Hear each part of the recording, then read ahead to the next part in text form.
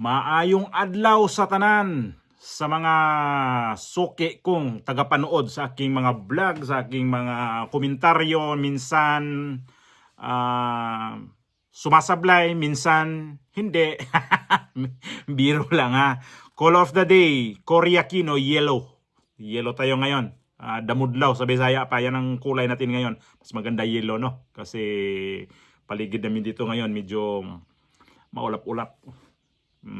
Kasi shout out sa ating mga suking nanonood ha, sa ating mga tuwing upload diyan sa Luzon, Visayas at Mindanao, sa mga kapwa ko OFW, saan mang panig sa mundo na abot sa ating basta may internet, basta abot sa ating mga upload sa ating YouTube channel. So kung hindi pa kayo nakapag-subscribe, pasuyo naman paki-subscribe naman para magsama-sama tayong dadami. Di tayo magsama-sama babangon muli. Sama-sama na tayo. Kung hindi pa kayo nakapag-subscribe, kung pwede lang naman, maglambing lang naman ako sa iyo o sa inyo. Yung nanonood ba, na pa nakapag-subscribe? Shout out sa Kidapawan kay Sir Agustin Buenaflor. Ang ganda ng apelyido nito Buenaflor. Ibig sabihin ba nito, ang ibig sabihin nito, sir, dito sa Spain, ang ibig sabihin ng Buenaflor is ang magandang bulaklak. Buena is nangangahulugan, ibig sabihin ay maganda, o kaya yung flor naman, bulaklak yan. Flor. O yan is muy bonito. Di ba? Okay. Sa Kidapawan shout out po sa inyo. At kay Abi Ayang, shout out po sa inyo. Sa iba na hindi ko pa nalista, next time shout out tayo, no? Ito yung gawa tayo ng reaction dito kay yung confidential fund ni Bongbong Marcos. Magulat kayo nito kung magkano ang kanyang CF. Alam niyo kung magkano? 4 billion pesos ang kanyang confidential fund. So matino ba to? Pagka ganitong confidential fund, tapos kinuwestiyon nitong si Tenyo na congressman ng ACT-CIS ba to? Na kinuwestiyon na simot ang confidential fund ni Bongbong Marcos. Bakit kaya? Saan napunta? At bakit ito hindi inimbestigahan sa mga congressman na panahon ni VP Sara? Grabe, wala silang pakundangan hanggang ngayon ay confidential fund pa rin, at yung mga against sa kay Sara Duterte na Vice President na mayroong 100 million plus 120 million, at ito billion, sinong mas malaki? Mathematics na lang. O sige, ipasok natin yung video, sabay tayo doon mag-reacts. Nakakainis lang Kinuwestiyon ng ilang mambabatas kung bakit nasimot ang confidential at intelligence funds ng Office of the President noong isang taon. Pero hindi naman daw nagagamit lahat ng regular budget ng opisina. Narito ang Express Report ni Marian Enriquez. Sumalang sa plenary debates ang panukalang 27 billion pesos na budget ng Office of the President para sa 2026. Pinuna ni ACT Teachers Party List Representative Antonio Tino ang paggasta sa confidential at intelligence funds ng OP. Lumalabas na 1.1 billion pesos pala ang disbursement kada quarter sa CIF at ang utilization rate 100%. Ay, Diyos por santo. Panginoong Jesus, ang laking pera na confidential fund itong ni Bongbong Marcos. Ang laki pala. Talaga, di ba sabi ko billion? Tapos may total to sila dito kung ilang billion talaga sa isang taon ang kanyang hinihingi. Tapos ang ano pa niyan, simot, di ba? At itong si Antonio Tino, ito yung nagbulatlat nito kanina na nakita nga itong ang kanyang CF na napakalaki at sinimot. Para sa akin, hindi tama to kasi yung kay VP Sara noong time na yon, milyon yon. Tapos hindi sila magkaundogaga sa pag-imbestiga. Grabe nila ang panira sa pangalan ni VP Sara hanggang hanggang sino lang madamay dito. Basta kakampi ni VP Sara, damay-damay. Nung panahon na yon, sa committee na yon, Ang daming tinanggalan ng committee. Isa na dito si Senator Marcolita. At ito kay Bongbong Marcos ngayon. Sino kaya mangahas dito mag-imbestiga? Abi mga congressman, pakisuyo naman eh. Kaya nga, nawalan kami ng kredibilidad sa inyo na makinig sa mga investigasyon ninyo. Kasi kapag itong presidente na to, ang laki ng confidential fund, ang laki ng pera na kinuha sa kaban ng bayan, tahimik kayo. Kay VP Sara noon, ang dami ninyong ang dami ninyong mga sinasabi. Personalan na, umabot na sa pusit, umabot na sa pang mga pinagsasabi ninyo, yung piatos. Ngayon, pag ito bulat-latin ninyo, ano kaya ang mga laman din nito? Baka mga pugita na. Kasi ang laki. Pusit, ikumpara sa pugita, ang laki. No? Tapos mga piatos, baka anong kayang chichirya ang mas malaki pa? Mga patata frita, no? Kaya, nakakakulo ng dugo pagka ganito. Itong hearing ngayon, ay buti na lang ito si Tinio kahit pa paano sinisilip niya itong congressman na to ng ACT-CIS kasi yan ang trabaho nila eh. Na itong mga makakaliwang grupo talaga, walang ginawa yan kasi dati kay panahon ni BP Sara. Yung kapwa niya, itong si Franz Castro, anong bulat-lat nun. At yun ang nanggulo. Pero hanggat umabot na sa impeachment. Grabe. Ginoo ko, taon, maluoy ka sa mga tao sa Pilipinas. Ni isang kusing ay walang natitira po, no, sa cash disbursements, no? Every single peso is spent. Does the sponsor confirm na quarterly wala po ni isang butal, ni isang sentimo, ni isang piso na natitira? Ubus po lahat ito. Said na said. Grabe.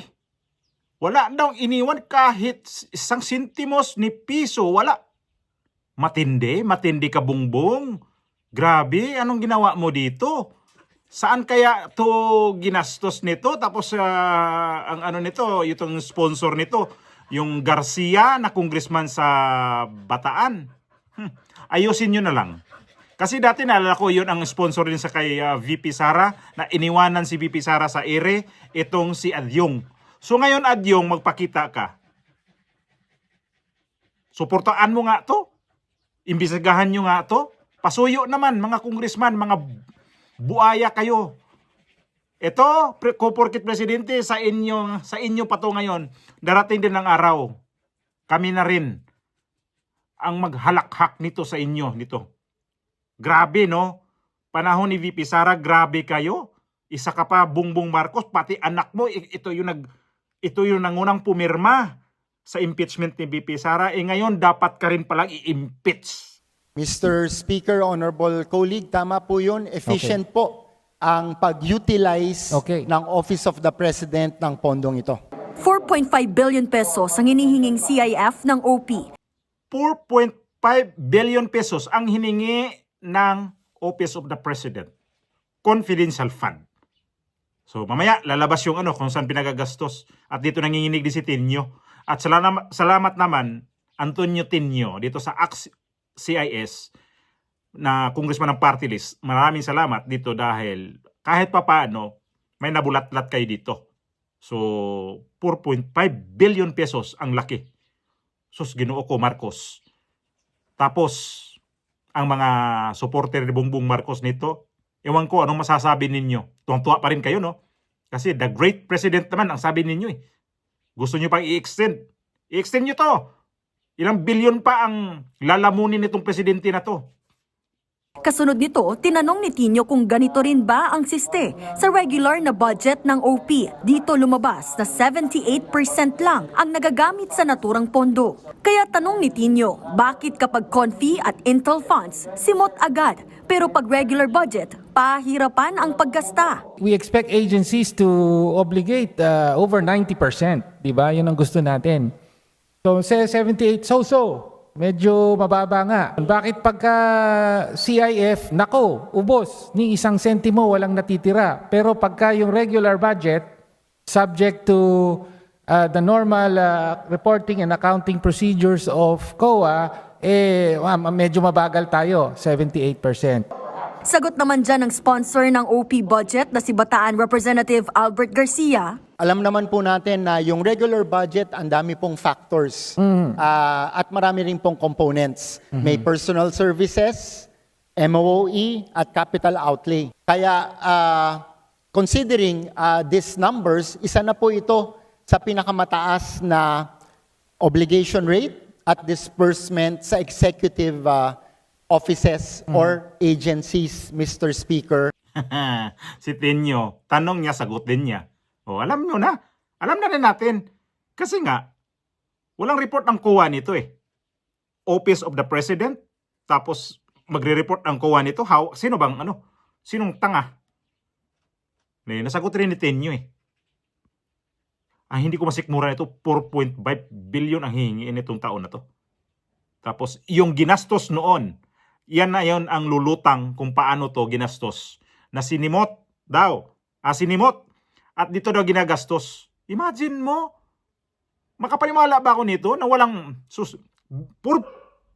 bilyones pala ang pera nitong hiningi nitong ano na to itong Office of the President.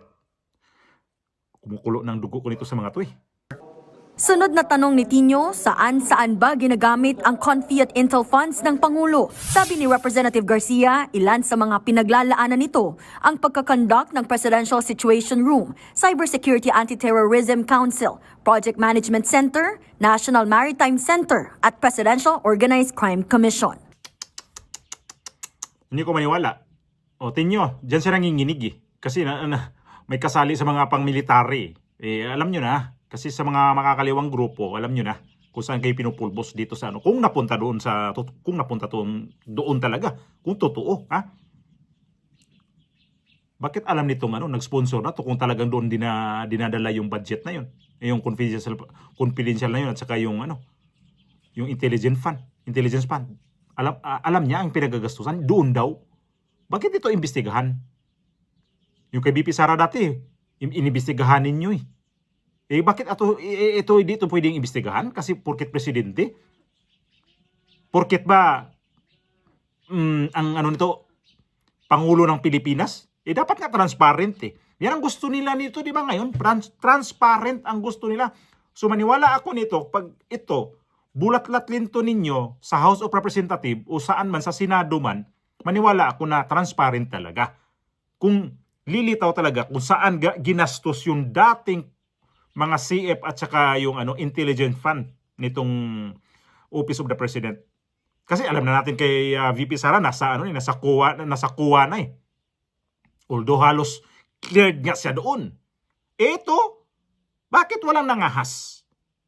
Kailan to ma-impeach si Bongbong Marcos? Sino pwedeng mangahas nito? Sa bagay, malay natin kasi di na ang kanyang pinsan ang congressman, sana magpalit din ng speaker ulit. Congressman, Speaker, si Martin Romualdez, at itong Senado ngayon, nangangamoy palit na naman. Sana nga, para makita talaga namin na transparent talaga ang gusto ninyo. So, palitawin ninyo kung talagang doon talaga ginastos. Madali lang naman magsabi ng ganun eh, Congressman Garcia eh. Wag naman kaming bilugin pa ng ulo kasi kapag hindi nyo kaalyado, ay nako, mabilis pas alas 4 ang inyong paghusga sa opisina ng Vice Presidente. Ngayon, opisina ng Presidente, ang dami ninyong alam pala na doon napunta. Kay VP Sara noon, ay nako, ang katakot-takot na mga dokumento nga pinagkukuha ninyo. May mga Yuyoy Villamin, mga sino pa yung mga doon. Ngayon, kuha rin kayo ng prueba nito para maniwala kami na itong lahat, hindi lang pang Vice Presidente ang inyong imbestigahan. Pati rin ang Presidente na, sabi ko nga kanina, lalamon pa ng bilyones ng pera ng taong bayan.